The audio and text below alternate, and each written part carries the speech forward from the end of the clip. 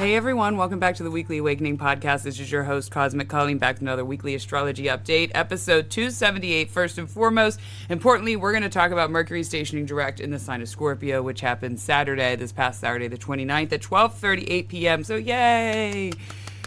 Mercury is direct. Now, there is a little bit of a post-shadow period. However, I always find that the pre-shadow period is much harder than the post-shadow period. The post-shadow period brings solutions, it brings answers, it brings the communication that was lost again. Things tend to work again when it moves direct, though some people claim that it can be worse. I don't agree with that. But nevertheless, then on Sunday the 30th, yesterday, Venus trine Neptune on its way out of Scorpio as it was moving into Sagittarius at 3:48 a.m. and then at 3:13 p.m. Venus entered Sagittarius. So that was a very quick and fleeting trine. Venus is Sagittarius right now. Thursday the 4th, we're having a full moon in Gemini. So get ready, my mutable placements at 3:41 a.m. What I'm loving about this full moon is Mercury. It's in Mercury's sign, and we have now a direct Mercury at the time. Mercury will still be in Scorpio at the time, so it's in a very fixed sign. It's direct, and Mercury does not enter Sagittarius until December 11th. So this could be worse. Mercury could be retrograding in the sign of Sagittarius and have an opposition to this full moon in Gemini, but we do not have that. So I'm liking this full moon. Something else I want to share is that we have Saturn direct right now. So my mutable placements, the answers are coming. I want to share something interesting. This weekend, I was at a family party on Saturday night, and this 10-year-old girl, I was talking to her, she was so interesting. She had like such a science mind and a space mind, and she just started talking to me a bunch as soon as she found out about astrology, but she was really bringing up the astronomy. And I don't know if you guys know this, but she taught me something, and it is true. The black hole at the center of our Milky Way galaxy is called Sagittarius A. I didn't know that got brought up because as we're talking, I was like, when's your birthday? I'm trying to figure out, does she have some Aquarius? She was just very science and space minded. And she said, I'm a Sagittarius. No, she said her date. And I said, oh, you're a Sagittarius. And she said, oh, do you know that the black hole at the center of our Milky Way galaxy is called Sagittarius A? I said, I did not know that, but that's amazing. And we looked it up together, and sure enough, it's called Sagittarius A. So now, some of you may know that, but for those of you who don't, here we go. Isn't that kind of cool? I feel like that's very perfect for the black hole in our Milky Way galaxy. This, especially something that's so big and constantly trying to pull things in, right? Isn't that very Sagittarius-like? It's very big and powerful and has a lot of energy, but it's also trying to suck everybody into them. So, like I said, let's take a deep breath. Mercury station direct. We all made it through that time. Now, Mercury and Venus were together with some of this retrograde. So if you are a parent at this time, where, there might be some places where you had some communication breakdowns with parenting practices that no longer work anymore. Remember, those harsh breakdowns led to some beautiful generational karmic patterns shifting. It's like you were finally seeing this no longer is working for me and my child. There was awareness and rewiring around family dynamics, bringing in more harmony, bringing in more peace, bringing in more love. How can I come from an open-hearted place today? I know a few weeks ago, and maybe I brought up about the kid thing because I shared about it, I've had a trine to Jupiter with my Venus in Cancer with this Mercury and Venus retrograde. Well, not Venus retrograde, but Mercury and Venus in Scorpio. And I shared about a few weeks ago of like having to really see some patterns that no longer shift in the form of parenting. And so that got brought up. But as I talked to that, and obviously I know a lot of parents, there were a lot of parents who had the same dynamic. It sort of was like, oh, God, I don't want to freak out like that anymore. I don't want to yell like that anymore. How can I bring in peace, harmony, and love? And I think I've told you guys this before. Since 2020, I have a big sign that I write things on, and I never erased it since I wrote shit on there in 2020. And it says, come from an open-hearted place today. And I can't tell you how much I've said this over the last month with being with my children, and so much got brought up, is come from an open-hearted place today, Colleen. How can I react to my children from an open-hearted place today? How can I put myself into the mind of an almost 12-year-old and a 9-year-old and understand their feelings, their big feelings. So for those of you who were parents, your kids' big feelings definitely showed up over these last few weeks.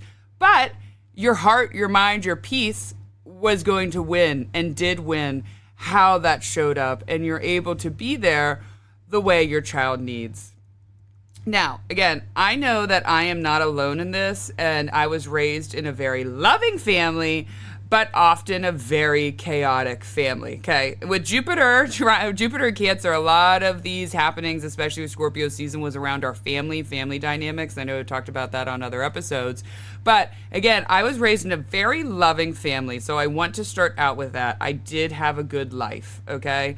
In spite of crazy shit that went on, and I had a very interesting upbringing, a very unique upbringing and dynamic, but it was, my parents were divorced, lived across the street from each other. They had a business. My dad was married a shit ton of times. I had a bunch of step siblings, but within that loving dynamic, there was a very chaotic family dynamic, not just what I spoke of, but, and with that dynamic, there was love, right? It's great to have divorced parents live across the street from each other, and you don't even have to worry about a schedule or anything like that. But there were, without getting into dynamics of how, what, and why, lots of fighting, physically, emotionally, mentally, lack of boundaries. I'm talking like it was pretty fucking chaotic, especially among my siblings and I.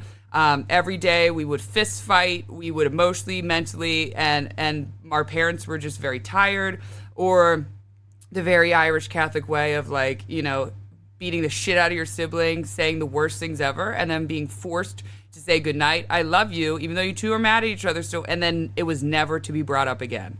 Ever. The next day. So that led to years and days of, what do you think, as kids and young adults? We kept fighting. Nothing was ever fixed. Nothing was ever talked about. And so there was love, but peace was not present often. To be honest with you, peace was not very present unless, for me, I was off separately with my father or, off separately by myself. Other than that, peace was not present in my life so much. And a large part of my life, I was subconsciously seeking out chaos in people that I chose to be around, and the energy that would come out in people, or I would bring out in people. And I really seeked it out. It's funny. It's like, until you have your Saturn return, you will just keep playing over and over and over dynamics, usually, unless, somehow you guys go to therapy and figure things out by the time you're 20, then that's wonderful. That definitely does happen. But other than that, that Saturn return comes around, and we are forced to look at ourselves and forced to change paradigms if you really want to, or you're going to be stuck in that. So it wasn't really until I got into my Saturn return, experienced everything I did then, was I wow, I really am seeking peace. I want peace in people. I want peace I want to be peace. So I started to turn myself into peace, and then I started seeking out peace in others. And for the most time, that's really what I have. I don't allow chaotic people in my life too much. I mean, yes, there's moments, but I'm talking people who are just wrapped up in their whole paradigm of chaos and negativity and searching for that. Now that I've gone past that, I've had a paradigm awareness shift, and I want to seek peace. So now, and I know, again, I had to share that because I'm not alone, but I think a lot of us coming after this year, the end of this year, like I said, we're ending this year better than we started it. But this year brought up a lot of chaos within ourselves, within the world, within everyone else. And so now the end of the year, now with this new moon, this full moon in Gemini is coming off the heels of a Mercury retrograde. It's kind of like the paradigm shift awareness that happened from this Mercury retrograde. They were very present and very active during this time. And most of it was around, how can I feel peace? How can I find a solution to bring peace, to bring harmony into my life? So some of you said, I no longer want to feel this chaos. I no longer want to feel these negative energies. I no longer want to be just brought down, but we have to change that paradigm. Other people cannot change that paradigm for us. We have to change that paradigm for us. And if you're around a lot of chaos, if you're around in a chaotic relationship, in chaotic friendships, in a chaotic workplace, look back. You probably were okay with it for a long time until maybe in the last few years, the last year, the last month, whatever it is, Now that paradigm awareness is there and you are ready to bring in that peace. You're ready to make that shift. So I'm asking you, as the end of this year, and I talked about it last week, how are you bringing in more peace? How are you shifting your paradigm, right? If you have chaotic people in your life, there is something in you that is attracting those people, whether on a subconscious or conscious level. So get with that, figure that out, because life is so much better with peace and harmony. And I knew that it cannot always be like that. However, in a way it can, because our reaction controls everything. All right? So bring peace into your reaction. My Venus and Mars placements, this was a time where you finally spoke your truth through the fear. You know, I think the beginning, you guys were kind of weighed down a little bit with Mars retrograding in Cancer. We had Venus and Mercury retrograding at the beginning of the year. Like, again, the first 6 months were hard. And then Saturn moving in to Aries, squaring Jupiter. There was a lot of fear that was getting brought up. But at the end of this year for you guys, you spoke the truth through the fear, right? You had that fear and you went straight head through it. So I'm proud of you guys. You had fear, but again, you did it anyway. You really assisted to someone or something what you really insisted, not assisted, someone or something what you needed to do in order to stay mentally on point, or what you needed to do, you know, to make yourself happy. Your happiness should be one of your top priorities. And that's something I want to talk about with this transit, especially for my Venus, Mars, and Mercury placements right now. We are so often lost in what makes someone else happy and pleasing them, or trying to control someone else's joy because of our own insecurity. That sure doesn't sound like we're living in our own happiness. And if it isn't that, then it's the endless fear that brings up so much anxiety that you truly are never living in the moment, experiencing joy. It's like, it seems like most people are caught up in one or the other. Now remember, I'm a hairstylist, so all day long I'm hearing the inside scoop of people's worlds. I'm a therapist. I love it. But, you know, I'm always coming in from my street psychologist angle here from that. And that is what I've noticed. And some people don't even realize it. Again, it's either a conscious level or a subconscious level. It's people are constantly like controlling the dynamic so they somehow don't get hurt and they can feel happiness, or constantly giving to someone else so they can happiness. So again, our true happiness, our true joy can be very, very limited. We're not experiencing it the way that we should, or truly the way that we should. I don't know how, whatever programming happened in the society, but like, how did we get to this? So let this week's weekly awakening be around what makes me happy. So that's the number one question to say to yourself. What makes me happy?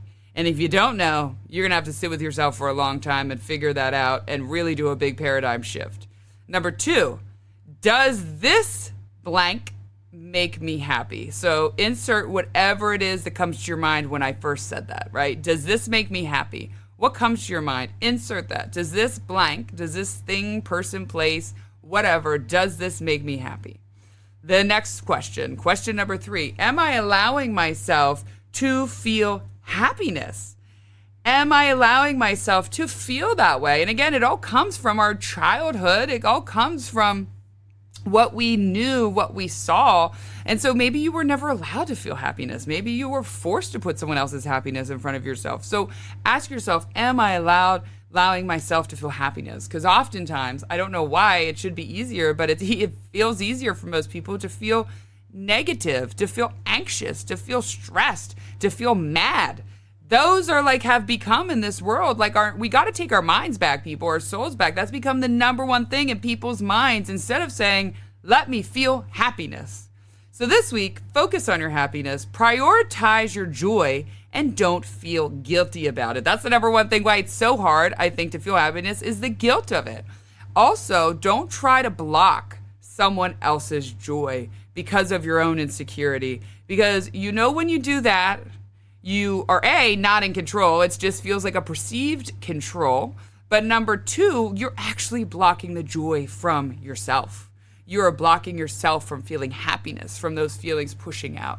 And again, like I said, most people, it's one or the other. They're either constantly giving someone else happiness, so they take it away from their own and they don't know how to do that, or they're caught up in stress, worry, anxiety from their mind and from programming, or B, they're just insecure, so they're blocking someone else's joy. So really say to yourself, joy, happiness, peace doesn't come with strings attached. It really is a very pure energy. It comes from love, that pure paradigm of love.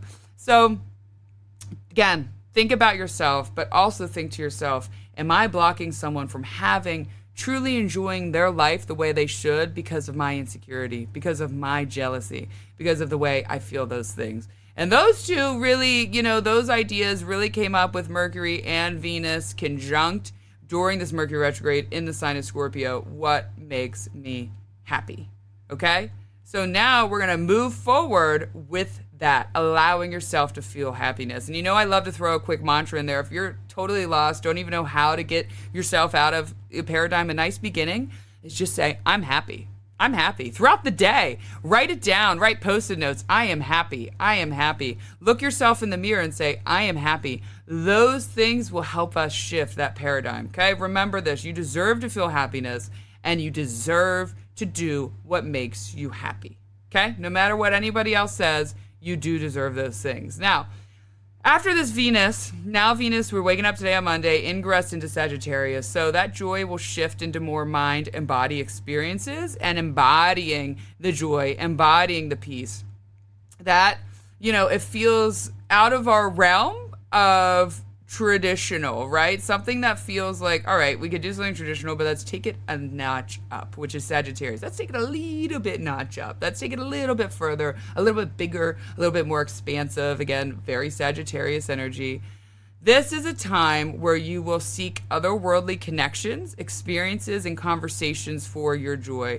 You need something that not only stimulates your mind, but even more so stimulates your body, especially we got Mars and Sagittarius during this time getting really activated. And then we also have Jupiter in the body's, the moon sign of Cancer. So again, not only that stimulates your mind, but really stimulates your body. Now, let's talk about this full moon in Gemini. Mercury coming in on Thursday. We're going to be feeling this energy really Tuesday evening, well into Saturday morning. So Mercury will be direct and in the sign of Scorpio at the time, like I said. So that's very important for this full moon in Gemini. It adds to, I think, a little bit of a better energy there because it's going to be bringing solutions and answers instead of the wishy-washy that sometimes Mercury and Gemini can bring. So my Geminis are getting concrete about something in their lives, and not just my Geminis, but as well as Sagittarius, Pisces, and Virgo, my other mutable placements. So Geminis and my other mutable placements, your words mean something here. Remember that. It's a word-of-mouth contract. The words you manifest during this time will yield concrete and lasting results. Or, remember to manifest them wisely. They are going to yield concrete and lasting results, like I said. So remember your tongue this week. Remember your tongue, because sometimes you can say things that come true that you shouldn't even have said out of your mouth.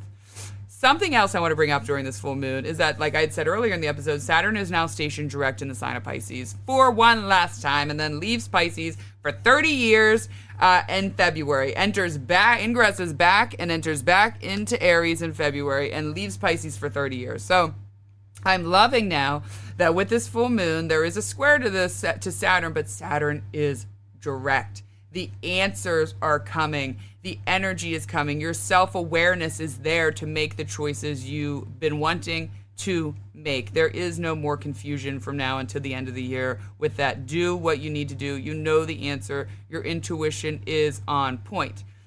With both of these energies, these are some of the big things that you can expect, okay? And then we'll end the episode there. Any plot life twist will, again, be something of a permanent change or a shift, which I know is hard for my mutable placements, but it's a time to settle down and take some things more serious. Everything that begins and ends during this particular full moon will be fixed in nature, because we have a direct Mercury in the fixed sign of Scorpio. So that's what I mean. Like I said, if we had Mercury in Gemini, everything that happened could be subject to change and switch and take one thing. But since Mercury is in a very fixed place with Scorpio, the decisions that happen now, the people we meet now, the choices we make now will have permanent, I don't want to say consequences, some can, but it's more positive than that. It's just going to have permanent results. It's going to have a permanent switch. So this is what this permanent energy can look like. Deciding, especially remember, we also have Mars in Sagittarius, so really upping the ante here. Deciding to put your health first. You're making a healthy change, and that will rise your physical vibration. Mars ends things. Mars severs things. It tears things apart. So endings and beginnings with relationships, and all kinds of relationships, not just romantic. This is happening because the mind is finally clear what to do. There is no more of this shaky in between energy. The clarity is there. You'll finally be able to be ready to end what you need to end, or even having the acceptance of something that has ended and allowing that to play out. I've been talking about this since the eclipses in Pisces and Virgo, but really evolving your spirituality again. This has been a big one since we really kicked off in the springtime of, I guess that would have been 2025. Coming back to prayer, coming back to connection, conscious communication, whatever habits you started during this time or leave will again be fixed in nature. So just remember that the things that happen this week will be fixed in nature. Making yourself stronger, physically stronger, mentally and emotionally stronger. This is a time where that is tested, but the work is coming through and it's making you want to work harder and preserve even more. I will say it one more time. Things that start during this time and end during this time are not going to be flighty, quick, wishy-washy, the normal Gemini vibes, and much more concrete. This is also a time that if something changes, it can change very fast and very quickly, just like that. Kind of like, whoa, wow, I was just there yesterday in that paradigm with that person, believing this or doing that, and now the next day it switches. That's what's kind of interesting. I don't know how I'm going to word this, but you guys are going to know what I mean. But when a life change happens so quickly, and maybe because I have so much mutable energy, any life change that's come on for me has been sudden, quick, and just like, boom, this is how it is. This is what we're doing. You're like, whoa, how was yesterday? I was in this whole other mindset, this whole other realm, and now I'm here. It's going to be that type of energy, but trust that, because oftentimes for some of us, our non-mutable placements are fixed placements. You guys need to switch it up, but you get very stuck in that very stuck energy in your ways, and it's scary to switch things up. So, and the other token for my more fixed places and you know, naturally don't like to give up, this is a time to move past, move beyond it, and switch something up. Stop doing the same thing for the last fucking 20 years that you've been doing and do something different.